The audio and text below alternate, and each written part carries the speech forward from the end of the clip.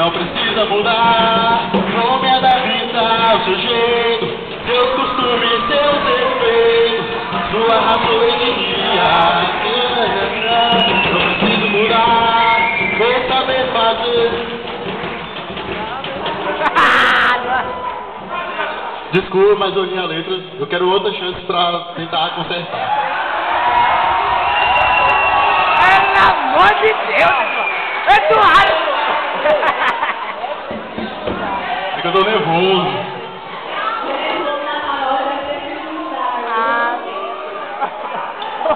Meu Deus. Desenha de novo pra ele ficar com você. Não precisa mudar, vou me adaptar do seu jeito, seus costumes, seus defeitos, sua mania. Preciso mudar essa confusão entre o povo, saber tudo dos seus gostos, sem desvalorizar nada, discriminá-la. E eu sei que no final fica tudo bem.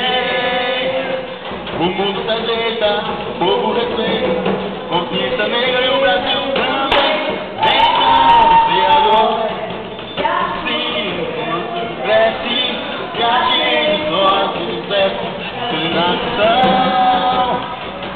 Então você conhece,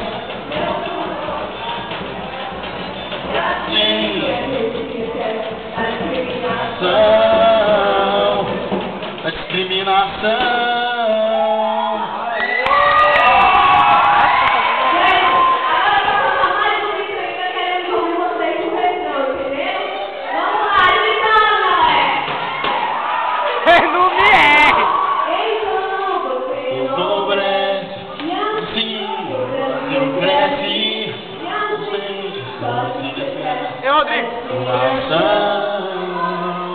Então você enobrece, e assim o Brasil cresce, e a gente só se esquece da discriminação.